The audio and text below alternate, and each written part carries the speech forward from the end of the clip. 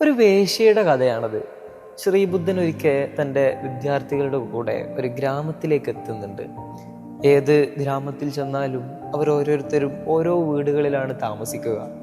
3 ദിവസം ഓരോ വീടുകളിലും അതിഥിയായി പാർത്ത് അടുത്ത ദിവസം മറ്റു ഗ്രാമത്തിലേക്ക് സഞ്ചരിക്കും. അങ്ങനെയായിരുന്നു അവരുടെ പതിവ്. ബുദ്ധനെയും സന്യാസിമാരെയും അവരവരുടെ വീട്ടിലേക്ക് ക്ഷണിക്കാൻ വേണ്ടി ഓരോരുത്തരും മത്സരിക്കുകയാണ്. അങ്ങനെയാണ് ശ്രീബുദ്ധൻ്റെ ഏറ്റവും അടുത്ത ചങ്ങാതിയായ ആനന്ദനെ തൻ്റെ വീട്ടിലേക്ക് ക്ഷണിക്കാൻ ഒരു വേശ്യ അവിടേക്ക് എത്തുന്നത്. ആ വീട്ടിലേക്ക് പോകാൻ മടിച്ചു നിന്ന ആനന്ദനെ ആ സ്ത്രീ ഒരുപാട് നിർബന്ധിപ്പിക്കുന്നുണ്ട്. ബുദ്ധൻ സമ്മതിച്ചാൽ താൻ വരാമെന്ന് ആനന്ദനും മറുപടി പറയുന്നു. സമ്മതം കിട്ടാനുള്ള സാധ്യതയില്ലെന്ന് ആ സ്ത്രീ അടക്കം എല്ലാവരും വിശ്വസിച്ചുകൊണ്ടിരിക്കുമ്പോഴാണ് എല്ലാവരെയും അത്ഭുതപ്പെടുത്തിക്കൊണ്ട് ബുദ്ധ അവരോട് പറയുന്നത് ആനന്ദന് അവരുടെ വീട്ടിൽ പോയി താമസിക്കാം. ഇത് കേട്ട വിദ്യാർത്ഥികൾ മുഴുവനും അവരുടെ എതിർപ്പുകൾ പ്രകടിപ്പിക്കുന്നുണ്ട്. എന്ത്, ഒരു വേശ്യയുടെ വീട്ടിലേക്കാണോ ആനന്ദനെ നിങ്ങൾ പറഞ്ഞയക്കുന്നത്? അത് തെറ്റല്ലേ? ബുദ്ധ പറയുന്നുണ്ട്, 3 ദിവസങ്ങൾക്ക് ശേഷം നമുക്ക് നോക്കാം അത് തെറ്റാണോ ശരിയാണോ എന്നതെല്ലാം. അങ്ങനെ ദിവസങ്ങൾ കഴിഞ്ഞുപോയി.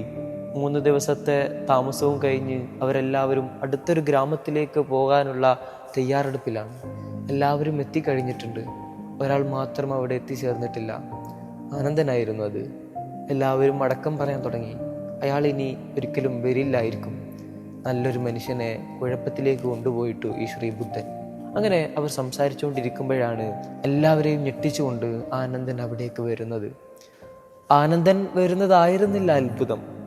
ആ സന്യാസി കൂട്ടത്തിലേക്ക് പുതിയൊരു സന്യാസി കൂടെ കടന്നു വരുന്നു. ആ സ്ത്രീയായിരുന്നു അത്. ഇനി അവർ സന്യാസിനിയാണ്. ആനന്ദൻ ഒരാനന്ദത്തിലേക്കും വഴുതി വീഴുന്നില്ല. പക്ഷെ അവൾ പുതിയൊരു ആനന്ദത്തെ രുചിച്ചു. ഗുരുവിനോടൊപ്പമുള്ള ആ 3 ദിവസം ആത്മീയതയുടെ രസവും രഹസ്യവും എല്ലാം അറിയുന്നുണ്ട്.